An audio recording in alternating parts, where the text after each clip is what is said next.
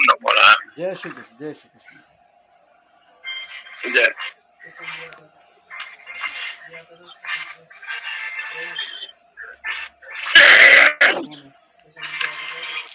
किसकी? ओम हमारी mummy WhatsApp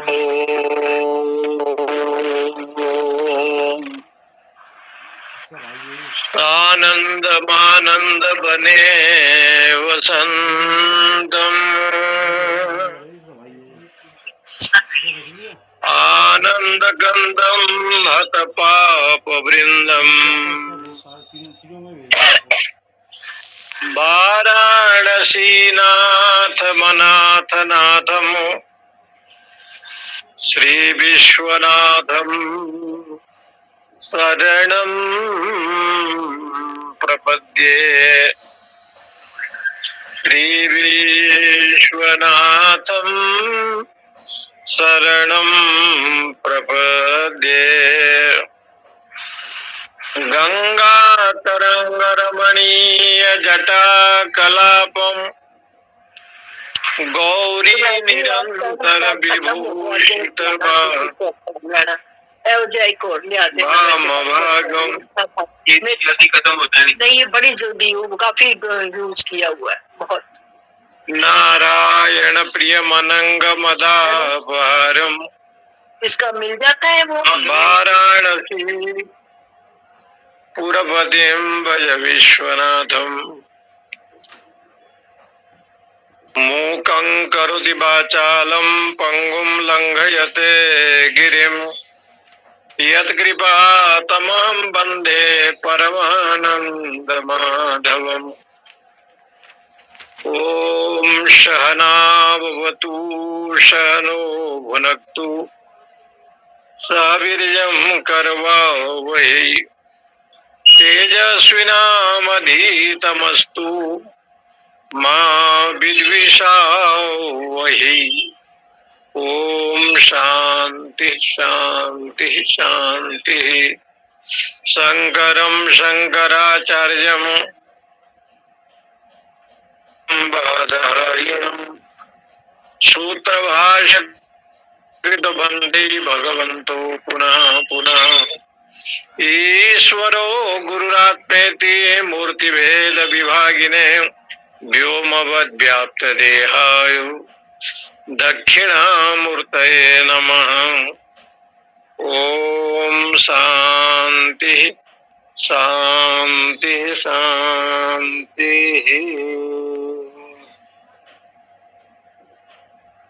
दूर में ते विपरीते विसूची अविद्याया च विद्येति ज्ञाता विद्याभीषणं नचिकेत सम्मन्ये न त्वं कामा बहवो आलोलुपन्त। दूरमेते विपरीते विसूची अविद्याया च विद्येति ज्ञाता विद्याभीषणं नचिकेतसं मन्ये तं त्वा कामा बहवो आलोलुपन्तः। कठोपनिषद कृष्ण यजुर्वेद शाखा के अंतर्गत भगवान यमराज और नचिकेता का ये दिव्य संवाद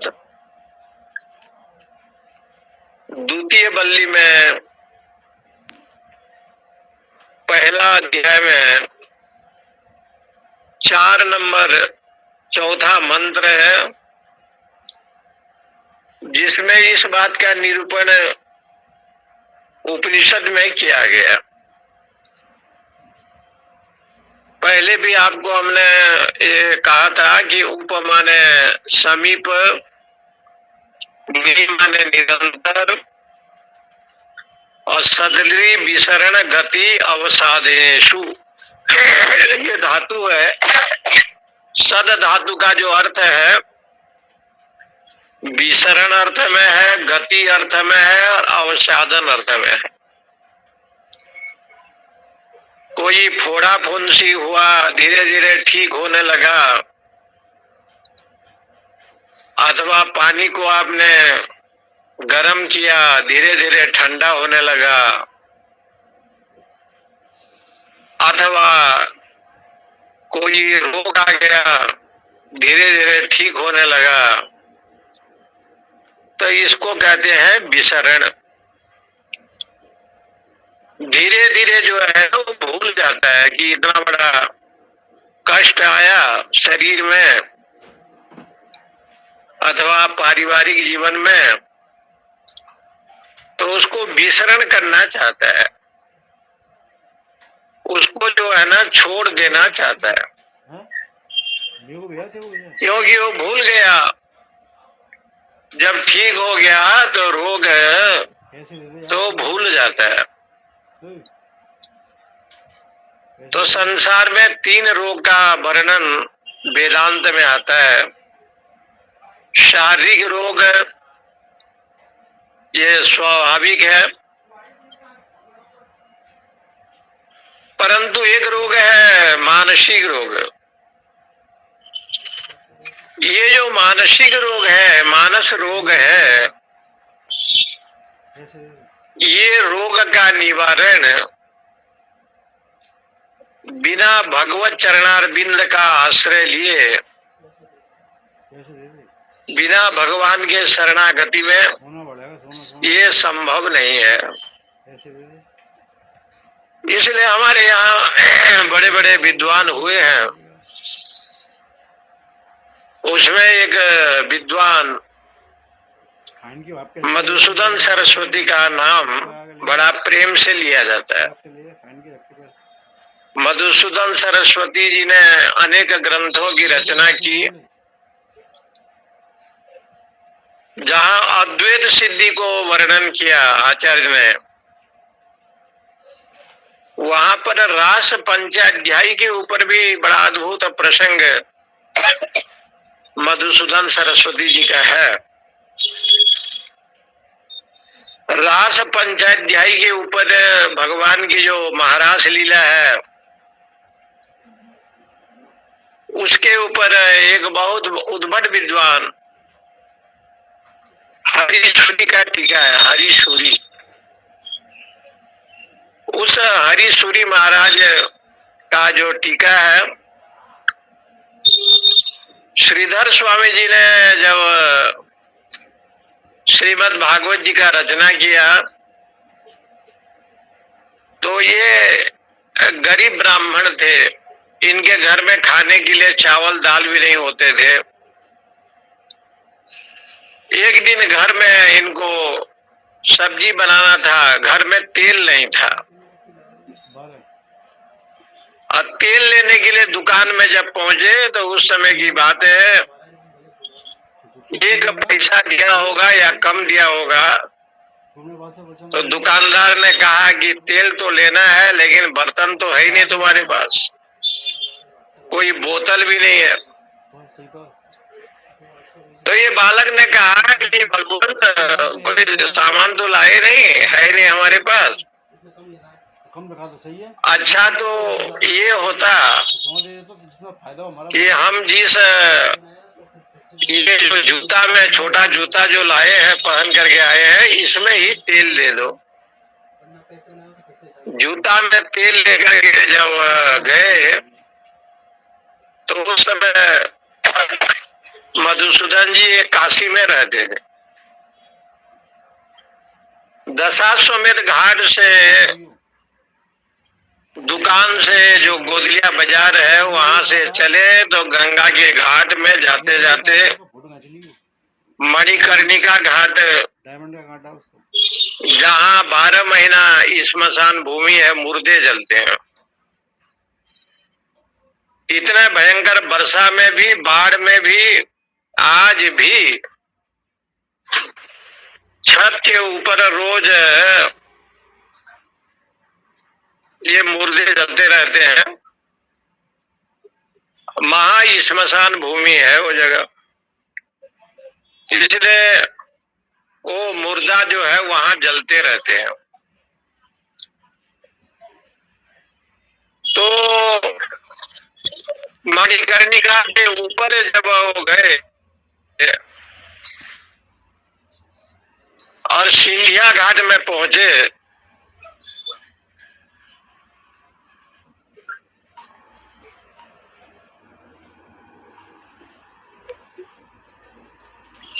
सिंधिया घाट में जब पहुंचे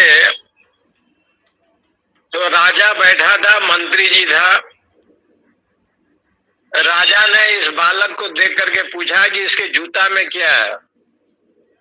बुलाया गया तो देखा कि सरसों का तेल है जो सब्जी में, साग में देने के लिए जा रहा है। तुरंत उसके मन में ये विचार आया, बुलाया कि इसके जैसे मूर्ख संसार में होना बड़ा कठिन है। ये तो भयंकर मूर्ख है, घर में भोजन बनाएगा और पहने हुए चप्पल में, जूता में तेल ले जा रहा है। तो पूछा उन्होंने, राजा ने, कि पंडित जी तुम ब्राह्मण बालक हो, हमारे यहाँ नरसिंह भगवान का मंदिर है, लक्ष्मी और नारायण का, नरसिंह भगवान की पूजा कर पाओगे? उन्होंने कहा पूजा तो हम करेंगे, उतना ज्ञान तो नहीं है। श्रीधर पंडित को पूजा कराने के लिए लगा। जो बालक कह तो तरी बाता, सुना ही मुदित मन पितु अरु माता। बालक कुछ भी बोले तो माँ बाप प्रसन्न होते हैं। तो भगवान इतना प्रसन्न हुए कि निर्मल स्वभाव को देख करके श्रीधर के प्रति बड़ा भाव जगा नरसिंह ठाकुर का। 860 जैसे तैसे उनको आता था, पूजा करता था। एक दिन भगवान नरसिंह जी ने दर्शन दिया। उस नरसिंह भगवान के दर्शन से ये मंत्र मुग्ध हो गए। प्रभु का दिव्य स्वरूप, दिव्य जो भाव है वो दर्शन किया। भगवान ने इनके घर में रिद्धि सिद्धि प्रदान की और बोले कि हमारे एक ग्रंथ है श्रीमद् भागवत, उसके ऊपर टीका टिप्पणी लिखो। मेरे प्रसन्नता से, मेरे वरदान से तुम्हें सब कुछ विद्या, चारों वेद, षडंग, सारे दर्शन, फिलोसफी सब तुम्हें उपस्थित हो जाएगा। चिंता नहीं करना, सब आएगा। सरस्वती तुम्हारे जीवा पर बैठेगी।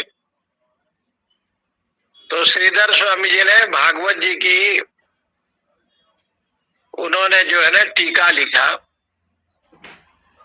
जहां पर श्रीमद् भागवत जी का प्रारंभ की गई है, जन्मादस्य यतुर्मयादि तरतस्यार्थेषु अभिज्ञस्वराट् तेने ब्रह्म हृदयादि कवये मुह्यन्ति यत् सूरयः तेजो वारि मृदाम यथा विनिमयो यत्र तेसर्गो मृषा धाम्ना स्वेन सदा निरस्तगुहकं सत्यं परं धीमहि।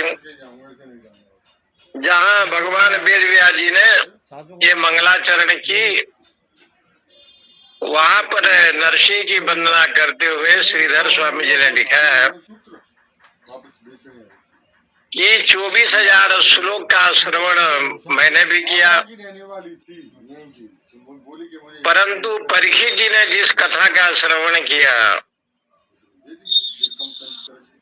ये तो मुझे ज्ञान नहीं है। परीक्षित को भागवत आया कि नहीं आया?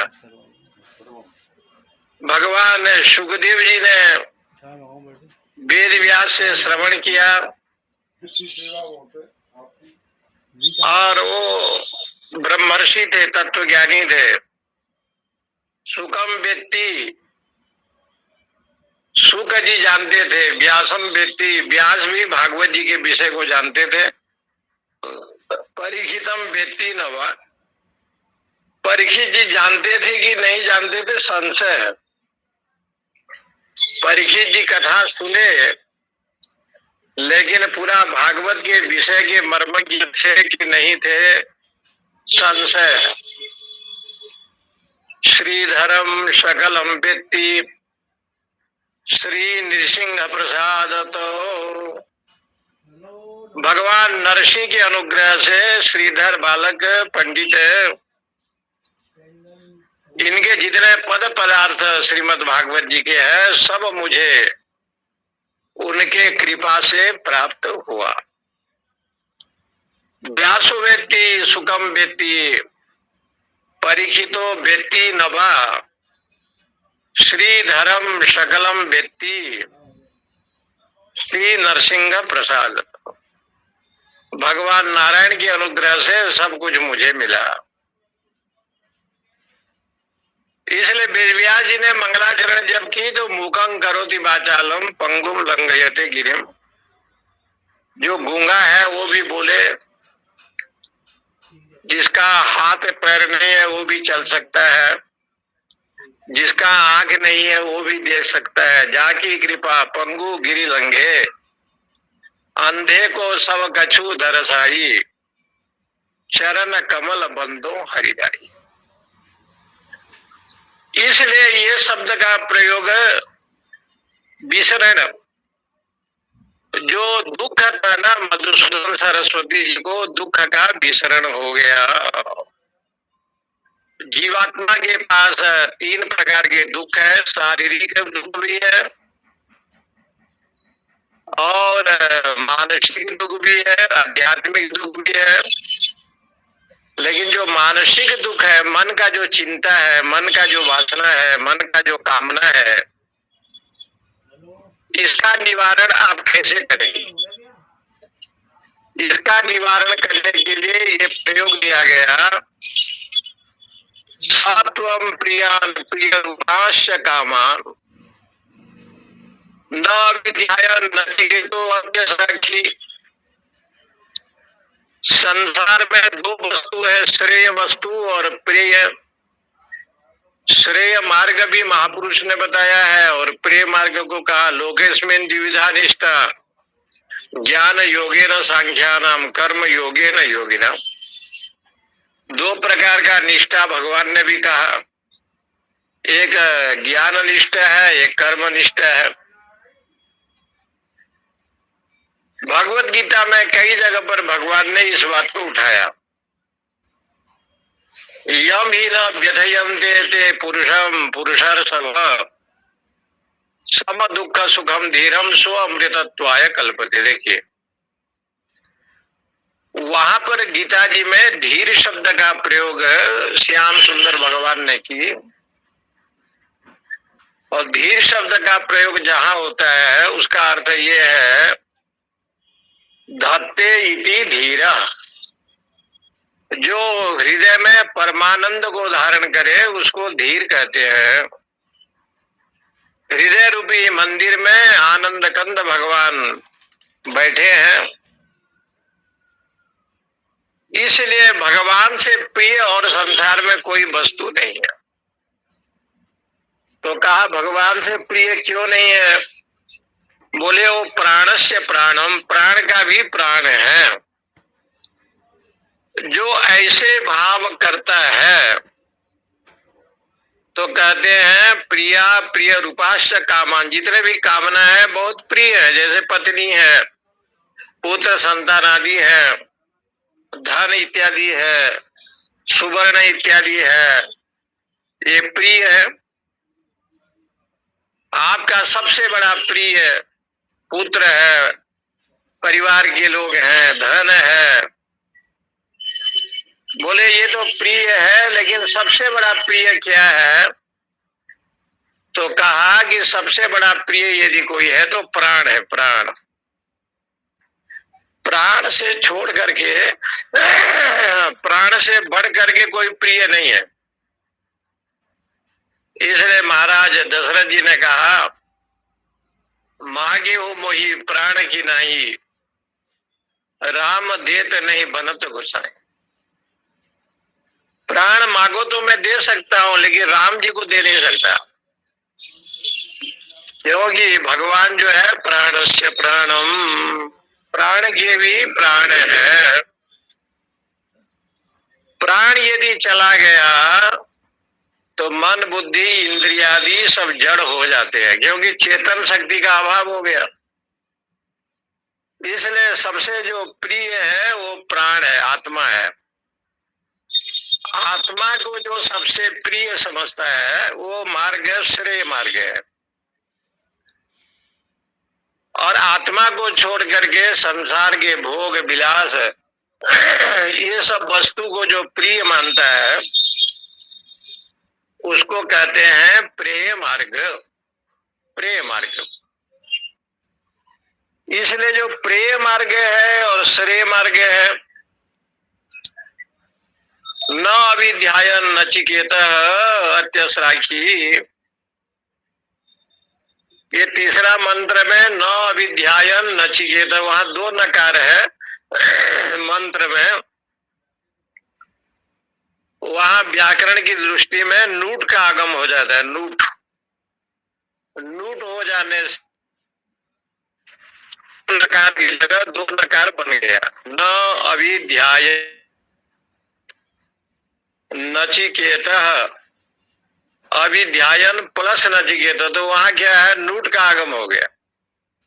इसलिए नूट का आगम हो जाने से हरसो गमाद अचि नूट नित्यम, सन्नात्मा सन आत्मा, नूट का आगम हो गया। प्रत्येक आत्मा, नूट का आगम हो गया। जहां ये नूट प्रत्यय का आगम होता है ना, वहां दो नकार पढ़ा जाता है। इसलिए यहाँ पर अविध्यायन नची सत्वम प्रियान प्रिय रूपान च कामान अविध्यायन, संसार में जो अत्यंत प्रिय है, प्रिय नहीं प्रिय रूप भी है, कामान ऐसी इच्छा करने वाला जो प्रिय मार्ग को चाहता है, अविध्यायन नित्य निरंतर चिंता करता है। अविध्यायन का अर्थ हो गया नित्य निरंतर चिंतन करता है। इसलिए नचिकेता जो इस को चिंता नहीं करता, अविध्यायन में जो दो नकार है ना, वो नूट प्रत्यय हो गया। इसलिए कहते हैं नचिकेता अत्यसराक्षी। अत्यसराक्षी का अर्थ है कि तुम जो है इसको छोड़ दिए, इसको चिंतन नहीं किया। अत्यसराक्षी नएताम श्रृंगाम वित्तम, इसलिए जो वित्तादि धन है इसको भी तुमने छोड़ दिया। यस्याम मज्जन्ति बहवो मनुष्य, जिसमें बहुत लोग, लाखों अनंत लोग जिसमें डुबकी लगाते हैं, चाहते हैं, उसको भी तुमने छोड़ दिया। बोले क्यों छोड़ दिया, तो लिखते हैं तुम धीर पुरुष हो। धीर धत्ते इति धीरा, इसलिए कहा जो धर्म को धारण करता है उसको कहते हैं धीर। जो हृदय में धर्म स्वरूप परमात्मा को धारण करता है उसी का नाम धीर है। इसलिए यहाँ पर ये शब्द दिया तयो श्रेय आददान साधुर्भवति, वो श्रेय को भी देखा और प्रेय को भी देखा। श्रेय भी आए, प्रेय भी आए। कृष्ण को निमंत्रण करने के लिए दुर्योधन भी उसी दिन आया और अर्जुन भी आए। आना उसी दिन उनको हुआ द्वारका में, लेकिन राजा दुर्योधन मस्तक के सामने बैठा और अर्जुन चरण में बैठे। भगवान के चरणों में जो बैठा, भगवान तो बड़े प्रसन्न हुए कि मेरे चरण का आश्रय लिया, और सो करके उठे तो अर्जुन को देखे। माथे पर जो बैठा था, एक टेबल लगा करके या कुर्सी लगा करके दुर्योधन बैठा था, तो भगवान ने सोचा कि अहंकार का प्रतीक है, और ये चरण में जो बैठा है वो समर्पण का प्रतीक है। यहाँ समर्पण भक्ति के द्वारा भगवान के चरणों में अर्जुन दासानुदास के रूप में विराजमान है। लेकिन धृतराष्ट्र का पुत्र दुर्योधन अहंकार के चलते समर्पण के रूप में नहीं है, अभिमान के रूप में, वो अभिमान का प्रतीक है। यहां समझो जो अभिमान का प्रतीक है वो अविद्या है, और जो समर्पण का प्रतीक है वो विद्या है। ये जो विद्या और अविद्या की बात उपनिषद में आया, दूरम एते, ये जो विद्या है और अविद्या है, ये दोनों साथ साथ में आते हैं मनुष्य के पास।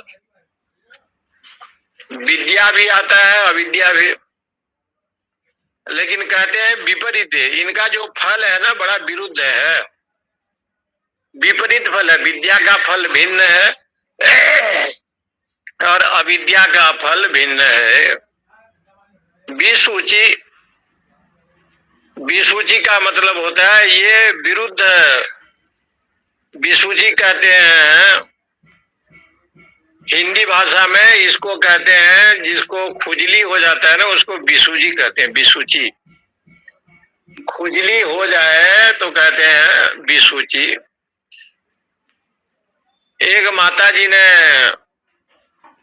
5,000 में सोने की अंगूठी खरीदी और पहन करके घूमती थी। कई दिन हो गया, लोगों ने पूछा नहीं, तो बोले कि आप कोई पूछा नहीं, तो बड़े क्रोधित हो गई। घर में जाकर के अपने झोपड़ी में आग लगाई। तो जब आग लगाई तो एक बहू रानी ने पूछा कि दादी जी, ये अंगूठी सोने का कब से पहनी है, बहुत सुंदर दिखाई दे रहा है। तो उस माता जी ने कहा कि बहू, यदि तो सुबह पूछ लिया होता तो ये घर में हम आग नहीं लगाते। घर में आग इसलिए लगाए कोई पूछने वाला नहीं था। आप कितना धनी हैं, कितना विद्वान है, कितना ज्ञानी है, कितना विवेकी है, कितना अविवेकी है, ये आपको जीव को कोई पूछे तो उसको अच्छा लगता है कि मुझे पूछ रहा है। शास्त्र कहता है कि पूछने वाला तो एकमात्र भगवान है, जो तुम्हें पूछा। नहीं पूछा होता तो भारतवर्ष में मनुष्य जीवन कैसे मिलता, नहीं पूछा होता तो सत्संग कहाँ से मिलता, नहीं पूछा होता तो ये स्वाध्याय गुरुजनों का दर्शन कहाँ से हो। यदि उसकी कृपा नहीं होती कैसे आते। करोड़ों करोड़ों लोग आए बिना निमंत्रण के। त्रिवेणी में सब लोग ने डुबकी लगाई, गंगा और संगम का स्नान किया, तो गंगा माता जी की कृपा, उन्होंने बुलाया या उनका अनुग्रह हुआ, तब तो वो प्रभास प्रयागराज में पहुंचे। बिना कृपा के विश्वनाथ का दर्शन, वृंदावन रमण रेड्डी का दर्शन आप कैसे करेंगे। इसलिए यहाँ पर कहते हैं एक विसूची, विगत, यहाँ जो सूची शब्द बना है ये सूय अवसवे अभिसवे धातु है। सूय अभिसवे, सूय अभिसवे धातु से विसूची शब्द बना है। बी उपसर्ग है और धातु है सूय अभिसवे। अगरबत्ती आपने लिया और नाक में सूंघा, तो इस प्रकार से ये जो विसूची शब्द आया, ये विपरीत जो फल प्रदान करते हैं उसको कहते हैं विसूची। एक जन्म मृत्यु देता है अविद्या, और विद्या जो है जन्म मृत्यु से रहित करता है, भव बंधन से छुड़ाता है। इसलिए दो शब्द आया विपरीत, बार बार जन्म 84 लाख सहस्त्र योनि को लेना, ये विपरीत हो गया। आज मनुष्य था, कल और कुछ हो गया, परसों और कुछ हो गया। और ये जो विसूची है जिसको कहते हैं ऐसे खुजली हुआ है कि रोज खुजाता है। तो उपनिषदकार ने कहा कि खुजली क्या है? बोले मुझे मान चाहिए, मुझे सम्मान चाहिए, मुझे प्रशंसा चाहिए, मुझे लोग आदर करें, मेरा जस गुण करें। ये संसार में सबसे बड़ा खुजली यही है जी। बड़ा खुजली है।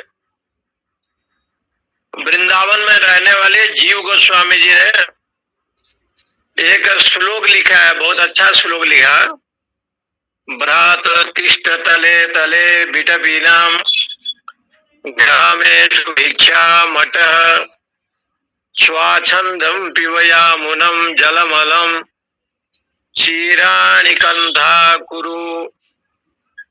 बोले कि पवित्र जल जो जमुना जी का है उसको पान करो और कहीं पेड़ के नीचे बैठ करके राधा माधव बोलो। आप जैसे परिस्थिति में हो, जिस देश में, जिस वेश में जैसे आप हैं, राधा गोविंद का स्मरण करो। इसलिए विसूची कहने का मतलब ये है कि जीव को खुजली हो गया। क्या खुजली हो गया?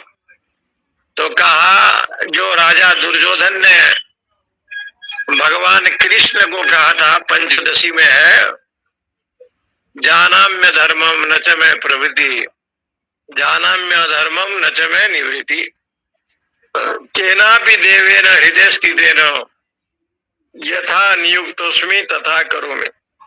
धर्म भी जानता हूँ, जानामि धर्मम न च में निवृत्ति। ये जो अहंकार का जो प्रतीक है, धर्म को आप जानते हैं तो मानते क्यों नहीं? अधर्म को जानते हैं तो छोड़ते क्यों नहीं?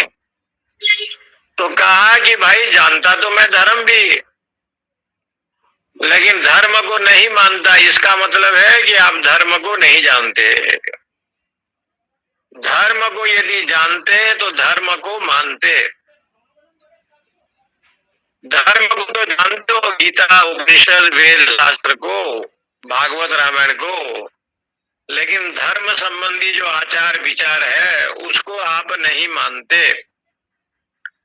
तो कहा धर्म को तो मैं जानता हूं लेकिन मानता नहीं। इसका मतलब धर्म जो अत्यंत सूक्ष्म है और जो भगवान का रूप है उसको आप नहीं जानते। अधर्म को जानते हैं पर छोड़ते नहीं है। अधर्म को जब जानते हैं तो छोड़ते क्यों नहीं?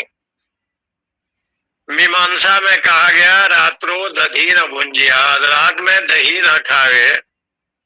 जानता है, वो पढ़ाता भी है, रात में दही न खावे। लेकिन कुंभ मेला में गए हैं, दही बड़ा बहुत सुंदर है और मिला है, और कैंप में आप रुके हैं, दही बड़ा मिल गया, तो ये जानता है कि रात में दही नहीं खाना चाहिए, फिर भी दही बड़ा खाया। तो बोले कि यही जो बात है, अधर्म को जानते हैं नहीं छोड़ते हैं, तो उसका तात्पर्य कौन है? बोले अविद्या। ये जो अविद्या है विपरीत विसूची, ये विरुद्ध स्वभाव वाला है, विपरीत फल देने वाला है। याच विद्येति ज्ञाता, और जो विद्या शब्द आया है वो आपको जो है ब्रह्म विद्या, उपनिषद विद्या, विद्या का अर्थ होता है विद ज्ञान धातु। व्याकरण में विद ज्ञान धातु से विद्या शब्द बनता है। विद ज्ञान धातु से री हलो रणियत ये प्रत्यय करेंगे तो विद्या बनेगा। उसका अर्थ होता है विद्यानुकूल जो व्यापार। विद्या शब्द का अर्थ है ज्ञानानुकूल जो व्यापार। ज्ञान संबंधी जो व्यापार है उसको कहते हैं विद्या। वो विद्या के साथ एक ब्रह्म शब्द आपने जोड़ा तो अर्थ बन जाएगा ब्रह्म एवं विद्या, ब्रह्म विद्या। ब्रह्म जो परमात्मा है उसको ही विद्या कहते हैं। अध्यात्म शब्द जोड़ा, अध्यात्म प्लस विद्या, अध्यात्म एवं विद्या, अध्यात्म विद्या। वहां पर आपने सत्संग शब्द जोड़ा। सत्संग एवं विद्या, सत्संग विद्या। इसलिए विद्या शब्द का अर्थ तो शास्त्रों में कहा गया है जो कल्याणकारी है वो विद्या है, लेकिन ऐसे विद्या की बात यहाँ बताई है जो विद्या गुरु मुख से आपने श्रवण किया, गुरु के चरण में बैठ करके अनुपूर्वी विद्या का अध्ययन आपने किया। इसलिए ऐसे विद्या की बात मुंडक उपनिषद में बताया, या परा विद्या, जो परा विद्या है ब्रह्म परमात्मा, अपरा विद्या संसार है। ये जो प्रकृति है, भूमि, तेज, वायु, अनल, ये सब अपरा विद्या में लिया गया है। मन, बुद्धि, अहंकार है वचन। इसलिए यहाँ पर विद्या शब्द का विद्या अभिषेनम नचिकेता संबंध, इसलिए हे नचिकेता तू विद्या को प्राप्त करना चाहता है। तुम्हारी इच्छा प्रिय वस्तु में नहीं है, तुम्हारी इच्छा विद्या में ही प्राप्त करने की इच्छा है।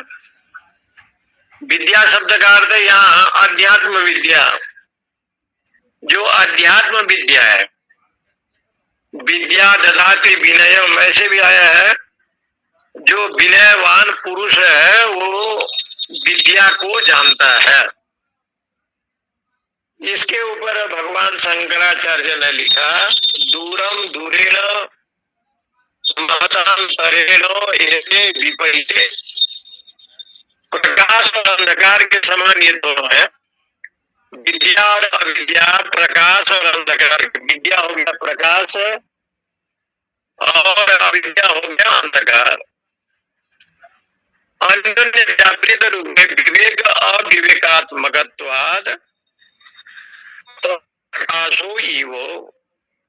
जैसे विवेक है अविवेक है, विवेक आपके पास में है, अविवेक आपके पास में नहीं है, दूर है। विवेक समीपस्थ में है, अविवेक दूर में है। तो जैसे विवेक और अविवेक होता है, ऐसे प्रकाश और अंधकार। प्रकाश तो है, अभी अंधकार नहीं है, तो अंधकार दूर में है, प्रकाश पास में है। जैसे प्रकाश है और अंधकार है। विसूची विसूच्यो नाना गतो, या विसूची का अर्थ है भिन्न फल देने वाला। भिन्न फले संसार मोक्ष हेतु तीरथ, जो भिन्न फल देने वाला। विसूची शब्द का अर्थ है विसूची, इसका अर्थ है कि नाश को प्राप्त होने वाला, ऐसे लिखा है।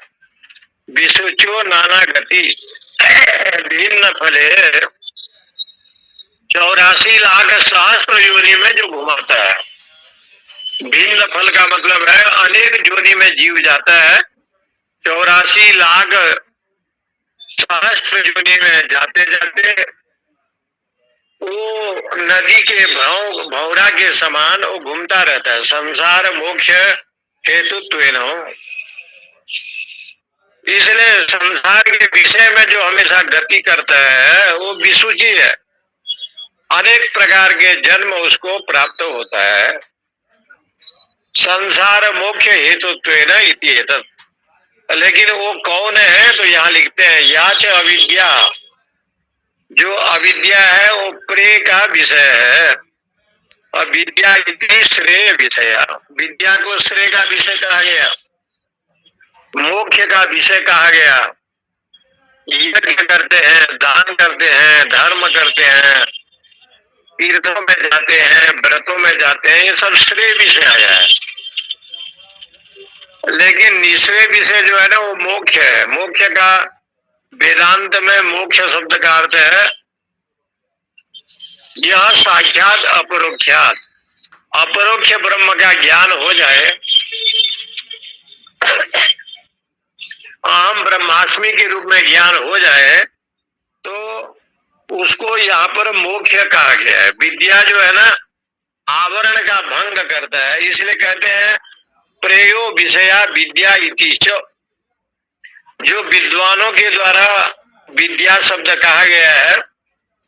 विद्या इति च श्रेयो विषय पंडित ही, क्योंकि विद्वान लोग विद्या के विषय में कहा। और जहाँ विद्या शब्द का भागवत जी में निरूपण है, ये आपने बहुत विद्या पढ़ी। असुर बालकों ने प्रहलाद जी से कहा विद्या तो तुमने बहुत पढ़ी, लेकिन ये विद्या कहाँ से पढ़ा? तो प्रहलाद जी ने कहा कि कयाधु जी को लेकर के जब इंद्र गए और बद्री विशाल में नारद जी के तपोवन में मेरी माँ रही, तो गर्भ में मैं रह करके नित्य सत्संग सुनता था, और ऋषि के आश्रम में जो यज्ञ होता था, अग्नि का हवन होता था, ओम का उच्चारण होता था, ये सब मेरे कानों में गूंजते थे। भगवान नारद जी के सत्संग का फल है कि परमेश्वर में मेरा मन रमण किया। इसलिए ये जो विद्या है, श्रवणम कीर्तनम विष्णु स्मरणम पाद सेवनम अर्चनम वंदनम दास्य सख्यमात्म निवेदनम, ये जो नवधा भक्ति में आप पढ़ेंगे तो श्रवणम, दूसरे नंबर पर आता है कीर्तन, तीसरे नंबर पर आता है विष्णु स्मरण। भगवान वेद व्यास जी यानी सुखदेव जी प्रहलाद चरित्र को जब बताया तो देखो आप श्रवण करते हैं, श्रवणम भगवान की कथा को सुनते हैं, ये श्रवण है। जब श्रवण करेंगे तो स्मरण होता है। जैसे कोई चीज आपने सुना तो वो जाकर के सुने कहां से? कान में। कान जो इंद्रिया है उसका धर्म क्या है? स्मरण अनुकूल व्यापार। और जो स्मरण अनुकूल व्यापार होगा वो स्मृति जन्य है, स्मृति से जन्य है, स्मरण करता है। आम अज्ञा, आम बालक, आम वृद्धा, आम प्रौढ़, वो स्मरण करेगा मैं बालक हूँ, मैं जवान हूँ, मैं बूढ़ा हूँ, आम धनाढ्य मैं धनी हूँ, आम दरिद्र मैं गरीब हूँ। तो श्रवण के बाद स्मरण वहां लिखना चाहिए था, लेकिन नवदा भक्ति में ऐसे नहीं लिखा। नवदा भक्ति में श्रवण के बाद कीर्तन शब्द का प्रयोग किया, कीर्तन शब्द का। श्रवणम स्मरणम कीर्तनम ऐसे उस श्लोक में लिखना चाहिए था, लेकिन इन लोगों ने, भगवान वेद व्यास जी ने श्रवणम कीर्तनम विष्णु स्मरणम ऐसे लिखा। कीर्तन शब्द लिख करके ये सिद्ध किया भागवत जी में कि श्रवण और स्मरण से जो शक्ति आपको प्राप्त होगा उसका नाम कीर्तन है। भगवान के नाम रूप लीला, चाहे हरे राम हरे कृष्ण का उच्चारण या परमात्मा का जप, जो भी आप करते हैं ये सब कीर्तन है। इसलिए सत्संग में ये कीर्तन कराने की परंपरा अनादिकाल से, चाहे श्रीमन नारायण कहिए, चाहे राम राम कहिए, चाहे गोविंद गोपाल कहिए, कुछ भी, एक कीर्तन कराने की परंपरा महापुरुषों ने पूर्व काल से ही निर्धारित किया है। इसलिए जब कोई महापुरुष प्रवचन करता है तो हरि नाम संकीर्तन कराता है। राम कृष्ण शिव चाहे जो भी हो, भगवान नाम का उच्चारण 1-2 सेकंड कराता है, तब वो, क्योंकि ये कीर्तन जो बीच में आया इसका तात्पर्य है कि श्रवण से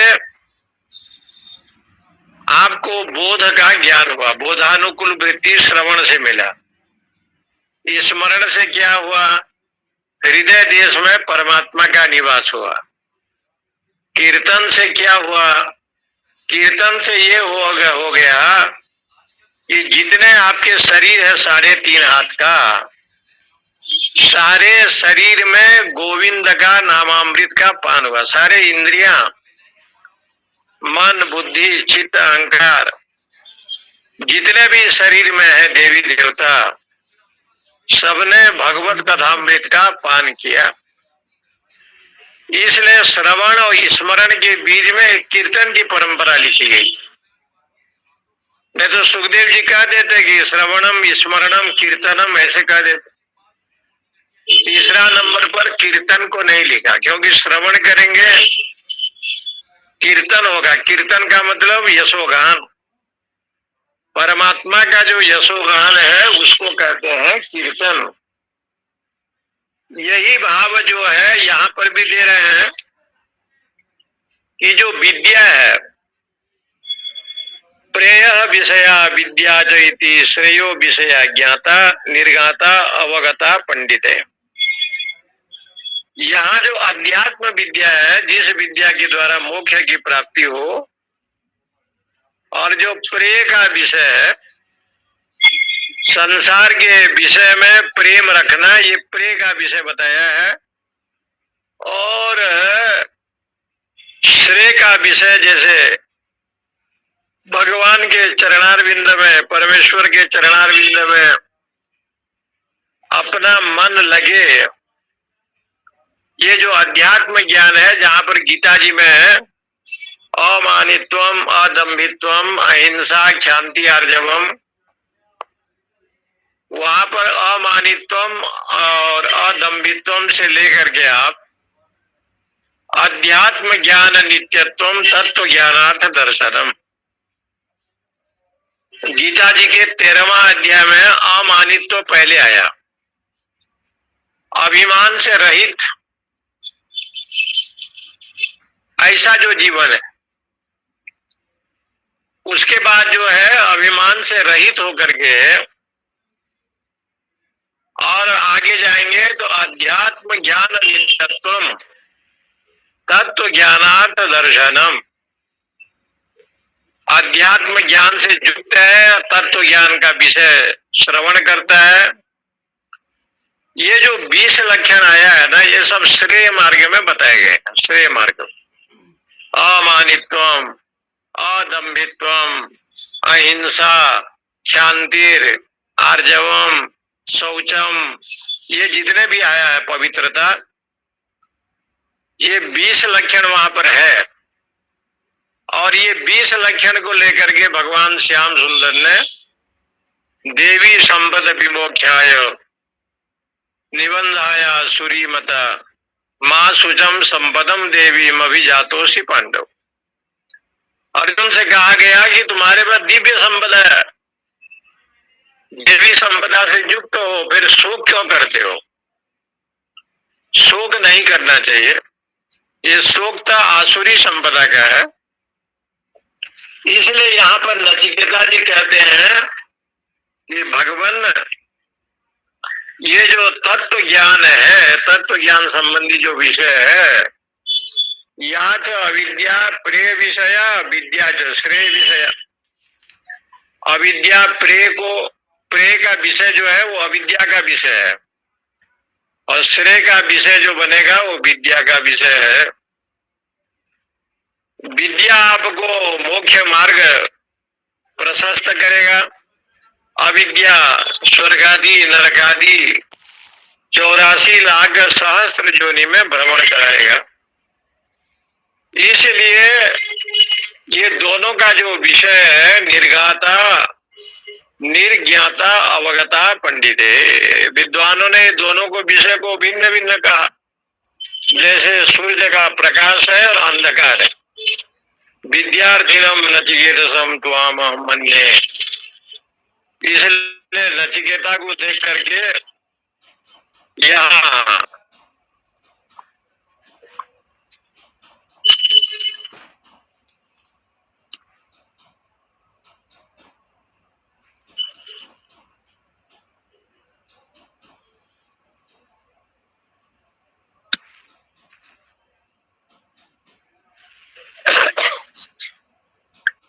नचिकेता को देख करके इस बात को भगवान यमराज ने कहा, नचिकेतसम त्वाम अहम मन्ये। हे नचिकेता, मैं तुम्हें विद्या के अभिलाषी समझता हूँ, विद्या के अभिलाषी। ना लोलुपंतम च विच्छेदम कृतवन्तम। श्रेय मार्ग आत्मभोग, क्योंकि जो श्रेय मार्ग है वो अध्यात्म मार्ग है। तुम्हारे हृदय में संसार के विषय की कामना नहीं है, ये मतलब। इसका मतलब ये नहीं है कि आप भोजन न करें, सुंदर घर द्वार न हो, परिवार न हो, ऐसे नहीं बताया। कहा योग खेमात वृणीते, भगवान तो योग खेम का पान करते हैं, लेकिन इस बात को सिद्ध वो करते हैं कि साधक केवल इंद्रियों के विषय में ही रमण करे। आहार निद्रा भय मैथुनंज सामान्य में तद पशुभिर नराणाम तेसा मदिको धर्मेण हीनो धर्मेण हीना पशु भी समाना। जीव में धर्म रहन हो, ऐसे शास्त्रों में कहा गया है। इसलिए यहाँ पर कहते हैं जो विद्या का विषय है, यदि भगवान में रति हो जावे तो समझ ले विद्या की उत्पत्ति हुई। इसलिए अप्सरा प्रवृत्तयो बहोपि ता त्वाम न अलोलुपंतो। ये स्वर्ग के जो अप्सराएं हैं, धन है, दिव्य भोग है, ये सब जो है ना तुम्हें विचलित नहीं किया। इसका मतलब ये हो गया कि आप यदि भगवत चरणारविंद में जाएंगे, श्रेय मार्ग में जाएंगे, तो स्वयं परमात्मा परीक्षा करता है कि ये सत्संग से दूर हो जाए, भजन से दूर हो जाए, मेरा चिंतन न करे। कृष्ण भगवान ने उद्धव जी से कहा है, उद्धव जी ने पूछा कि तुम्हारे भजन करें, तो एकादश स्कंद में उद्धव को भगवान ने कहा, यस्तु मां भजते नित्यम तस्य वित्तम हराम्यहम् करोमि बंधु विच्छेद सदु दुखे न जीवती। जो मेरा भजन करता है ना, उसको अनेक प्रकार से विघ्न देता हूँ, उसको धन को मैं अपहरण कर लेता हूँ। करोमि बंधु विच्छेद, अनेक प्रकार की चिंता, अनेक प्रकार से कष्ट, बंधु बांधव से दूर हो जाना, ये सब मैं उसको देता हूं। लेकिन यदि वो समझ ले कि ये जिस प्रभु ने ऐसे किया है वो प्रभु कष्ट को भी दूर करेगा, ऐसे समझ ले, ऐसे समझ ले तो वो सब दूर हो जाता है जी। उपमन्यु के घर में दूध नहीं था तो माँ ने आटा का दूध उनको पिलाया। उपमन्यु बालक ने कहा कि मैया, हम लोग जो 1 महीना मामा के घर में थे, वो दूध का स्वाद और ये दूध में तो थोड़ा अंतर जैसे लग रहा है। उनकी माँ ने रोते हुए कहा कि बेटा, वो दूध गौ का दूध था और हमारे घर में तो पैसा भी नहीं है और दूध कहाँ से आवे, इसलिए ये जो दूध है ना, ये आटा का है। तब उपमन्यु जी ने पूछा कि ये बताओ दूध मिलेगा? नहीं। बोले दूध तो मिलेगा, लेकिन मेरे से नहीं मिलेगा। तो बोले किससे मिलेगा? जो अघोरदानी महादेव जी हैं, जिनको अभयंकर कहते हैं, ऐसे भगवान विश्वनाथ के चरणों में यदि तू जाएगा तो वो सब तुम्हें दे सकते हैं। उनके यहाँ दूध की बड़ी व्यवस्था है, खाने पीने की व्यवस्था है। तो महाशिव पुराण में उपमन्यु जी ने शंकर जी की स्तुति की है, बहुत बढ़िया श्लोक है उसमें कही। उन्होंने कहा कि आप तो अघोर दानी हैं, आपके पास तो कुछ रहता नहीं है, आप वस्त्र भी नहीं पहनते, कपड़ा भी नहीं पहनते, संसार में आपको लोग दिगंबर कहते हैं, इसलिए आप दिगंबर हैं। दिशा अंबरम यस्य तत् दिगंबरम। दिगंबर का अर्थ होता है, दिग माने होता है दिशा, अंबर माने कपड़ा। चारों दिशा ही जिनका वस्त्र है उसको बोलते हैं दिगंबर। दिगंबर का अर्थ ये हो गया, दिगह दिशा, अंबरम वस्त्रम। जो भगवान मृगछाल पहनते हैं वो चारों पूर्व पश्चिम उत्तर दक्षिण सब दिशा जिनके अंबर है, वस्त्र है, इसलिए उनको दिगंबर कहा गया। दिगंबर शब्द का प्रयोग किया गया। नित्याय शुद्धाय दिगंबराय, नागेंद्र हाराय त्रिलोचनाय, भस्मांग रागाय महेश्वराय। उपमन्यु ने अद्भुत स्तुति की, भगवान प्रकट हुए। पहले तो इंद्र के रूप में पधारे तो उपमन्यु ने मना कर दिया वरदान मांगने के लिए। बाद में स्वयं महादेव जी जैसे उनका स्वरूप है उसी रूप में आए। ध्याये नित्यम महेशम रजत गिरिनिभम चारु चंद्रावतंसम रत्ना कल्पोज्वलांगम भरभीतिम। जैसे वो मृगछाला पहनते हैं और जिस प्रकार से उनका रूप है रजत गिरिनिभम, जैसे कैलाश पर्वत में देदीप्यमान है ऐसे दर्शन दिया। तब जो है उपमन्यु ने प्रणाम किया। भगवान ने कहा कि तुम्हें दूध चाहिए, कितना दूध चाहिए? बोले प्रभु दूध नहीं चाहिए। ध्रुव जी की कामना थी गद्दी मिले, राजगद्दी। भगवान ने कहा कि तुम्हें मिलेगा, तो ध्रुव ने मना कर दिया। बोले आपके दर्शन हो गया, अब हमें राजगद्दी नहीं चाहिए। क्योंकि जब भगवत दर्शन हो जाए स्वप्न में भी तो साधक को और कुछ नहीं चाहिए। जो इसका इच्छा है ना वो समापन हो जाता है। नदियां समुद्र में मिल गई तो गंगा जमुना नहीं रही, मीठू जल जो है लवण हो गया। इसलिए मम दर्शन फल परम अनुपा, जीव पाव निज सहज स्वरूपा। भगवान का दिव्य दर्शन हो जाने के बाद कोई कामना नहीं रहता, शास्त्र कहता है। इसलिए जमराज जी ने कहा विद्या अभिप्सिनम मन्ये नचिकेतसम। तो विद्या की अभिलाषी है और तुम्हें कोई प्रिय पदार्थ नहीं चाहिए, सकाम पदार्थ। इसलिए मैं बहुत प्रसन्न हूँ। विद्या और अविद्या दोनों दूर हैं। विद्या का फल आत्मज्ञान है और अविद्या का फल संसार है। इस प्रकार से कहा। ओम पूर्णमद पूर्णमिदम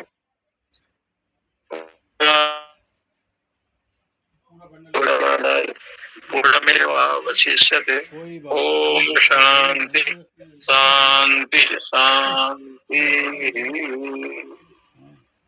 हरि ओम हरि ओम हरि ओम।